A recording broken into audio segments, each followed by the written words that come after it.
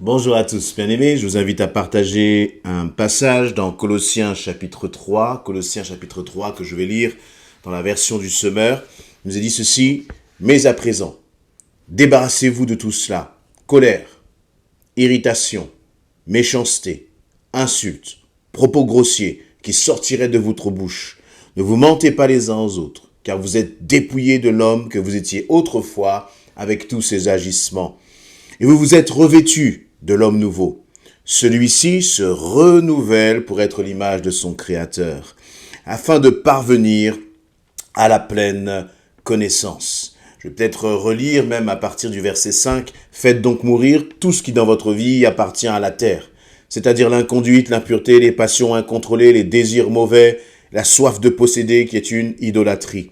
Ce sont de tels comportements qui attirent la colère de Dieu sur ceux qui refusent de lui obéir. Et vous-même aussi, vous commettiez ces péchés autrefois lorsqu'ils faisaient votre vie. Et je reviens au verset 8, mais à présent, débarrassez-vous de tout cela. La marche, la vie avec le Seigneur, c'est une marche. Et c'est une marche dans laquelle on va vers un but. Le jour où tu vas donner ta vie à Christ, en fait, tu n'as pas dit que tu étais totalement changé et transformé, mais tu as simplement signifié, témoigné que c'était le début de ta marche avec Jésus-Christ. Aujourd'hui, si tu fais le bilan, si tu prends le temps de faire le bilan, où en es-tu dans ta marche avec le Seigneur? Dans ce passage, Paul écrit aux Colossiens, donc il écrit à des chrétiens, il écrit à une église. Et donc ces paroles que je viens de lire me concernent, te concernent, toi qui es enfant de Dieu. Et il dit, eh bien, à présent, débarrasse-toi de tout cela. Et puis ensuite, il va énumérer une liste, justement, de façons de vivre, de façons de réagir, que Dieu n'approuve pas.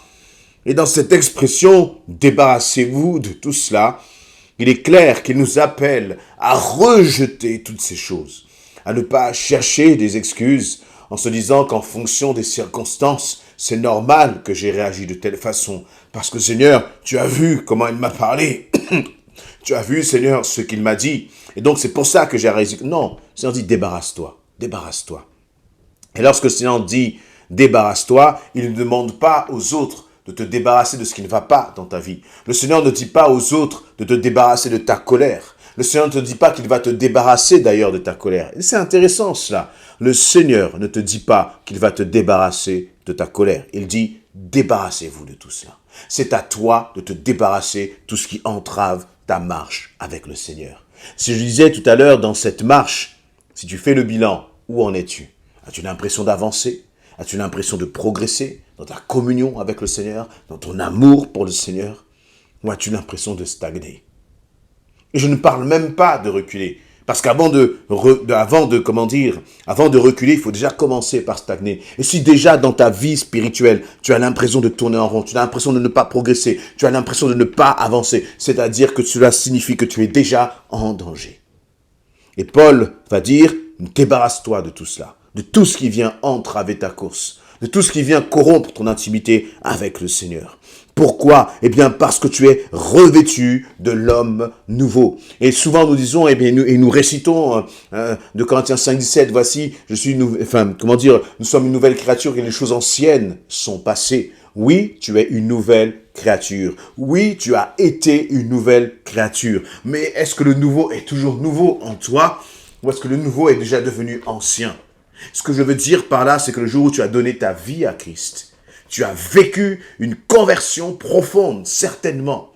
Et là, tu as été revêtu de l'homme nouveau. C'est-à-dire de cet homme rempli, cet homme, ça veut dire, qui a accepté Christ dans sa vie et qui a accepté le Saint-Esprit dans sa vie. D'accord. Mais ensuite, que s'est-il passé? Est-ce que cet homme nouveau en toi, tu l'as nourri? Ou au contraire, est-ce que cet homme nouveau en toi, tu l'as délaissé? Il dit, débarrasse-toi de tout cela. Débarrasse-toi. Et je crois que là aussi, tu peux prendre position. En disant, Seigneur, je me débarrasse de ma colère. Je disais tout à l'heure, le Seigneur dit, débarrasse-toi de tout cela. Pourquoi il ne dit pas, Jésus aurait pu dire, mais demandez-moi de vous débarrasser et je vous débarrasserai. Non, c'est pas ce que le Seigneur dit. Pourquoi? Parce qu'il a déjà vaincu la mort et les dominations. Le Seigneur Jésus a déjà vaincu la colère. Il a déjà vaincu le pouvoir du péché dans ta vie. Et donc, si le Seigneur nous dit, c'est maintenant à nous de nous débarrasser, c'est parce que lui, il a déjà accompli sa part. Il a tout fait pour que tu sois débarrassé. Et donc, nous avons notre part maintenant, nous, à faire. Et c'est un message qui est encourageant. Cette parole du Seigneur, elle est encourageante parce que s'il dit, débarrasse-toi de tout cela, c'est que tu peux t'en débarrasser. Il a déjà fait, le Seigneur a déjà accompli sa part. Et tu n'es plus esclave. Contrairement à ce que tu crois. Contrairement à ce que tu penses, où tu as l'impression que l'irritation, que la colère, que la méchanceté, et que même parfois tes propos grossiers dominent sur toi, le Seigneur dit non, tu peux t'en débarrasser. Tu peux t'en débarrasser. Et là, il va dire, et revêt-toi de l'homme nouveau. C'est-à-dire peut-être que l'homme nouveau, là, tu l'as perdu en toi, ou il est devenu comme maigrichon, cet homme nouveau, parce qu'il n'a pas été nourri. Au tout départ de ce chapitre de Colossiens 3, il nous est justement parlé de, de ce que nous devons rechercher, les réalités d'en haut, de nous affectionner aux choses d'en haut. Et c'est peut-être ce que tu as manqué de faire. Tu as manqué de t'affectionner aux choses du Seigneur. Mais d'abord, tu t'affectionnes aux choses du Seigneur. Et plus tu vas t'affectionner aux choses du Seigneur, plus le Seigneur va grandir en toi. Et puis tu vas être en capacité de te débarrasser de tout ce qui vient empoisonner ta vie, tout ce qui vient empoisonner ton quotidien. Ensuite, il va dire, celui-ci se renouvelle pour être l'image de son Créateur. Et quand il dit celui-ci, au verset 10, vous vous êtes revêtus de l'homme nouveau, celui-ci se renouvelle pour être l'image de son Créateur. Voilà ce à quoi le Seigneur t'appelle. Le Seigneur ne t'appelle pas simplement à avoir vécu une conversion avec lui, mais il t'appelle à ce que l'homme nouveau soit renouvelé. C'est intéressant cette image. Un homme nouveau, mais qui doit être renouvelé. C'est-à-dire que là, on a un mouvement qui est continu. Une transformation, une métamorphose, une métanoïa qui est continue dans ta vie. Je suis un homme nouveau, mais j'ai besoin de marcher en nouveauté de vie chaque jour. Je suis un homme nouveau, mais j'ai besoin que l'image de mon Créateur se renouvelle en moi. Quelle est l'image de ce Créateur? Un Dieu qui est patient, un Dieu qui pardonne, un Dieu qui ne convoite pas, un Dieu qui est fidèle, un Dieu qui est dans la vérité, un Dieu qui est plein d'amour. Et c'est toutes ces caractéristiques-là et qui sont bien plus, la liste est bien plus large que ce que je viens de citer là.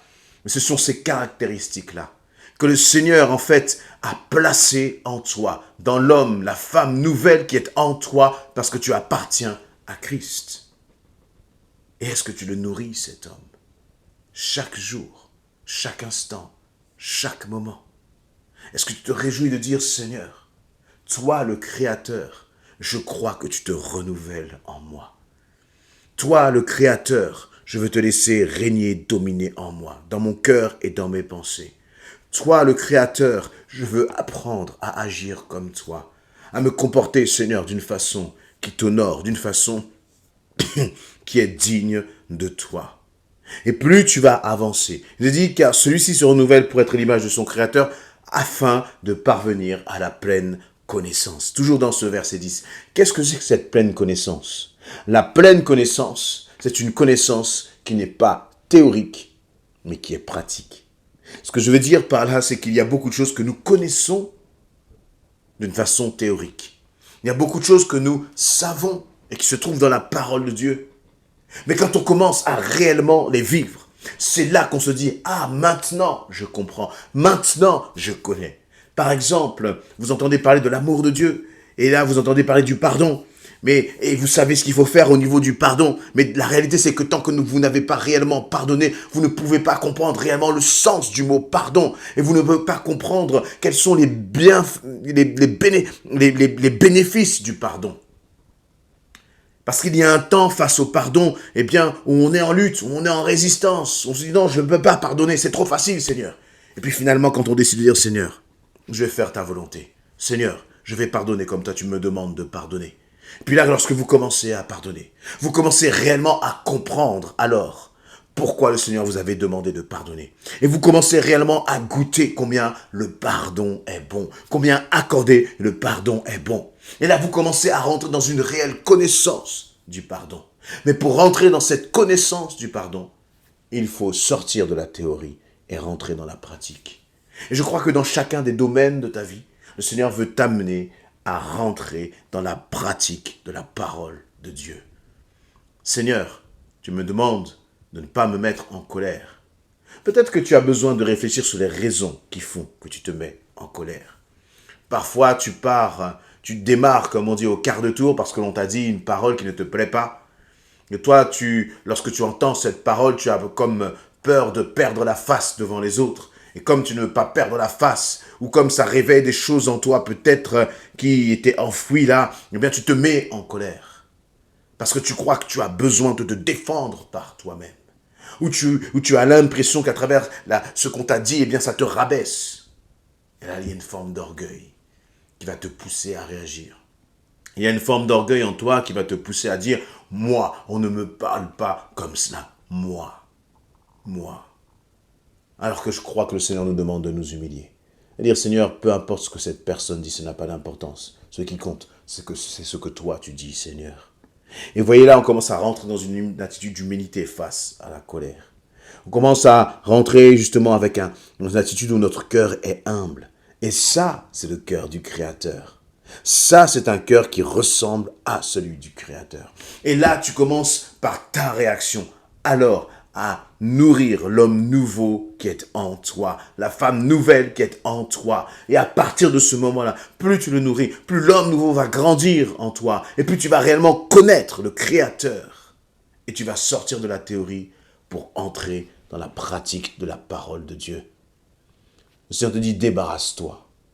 Et se débarrasser, je crois que c'est à chaque fois qu'une occasion se présente, débarrasse-toi. À chaque fois que l'occasion se présente, agis selon ce que le Seigneur veut. Demande de l'aide au Seigneur et il te répondra. Demande de l'aide au Seigneur. Mais la réalité, c'est qu'il t'a déjà apporté son aide. Il t'a donné déjà le pouvoir de vaincre l'irritation, la colère et toutes ces choses. Simplement, mets en pratique. Et dis, Seigneur, là, je veux vraiment apprendre à me calmer.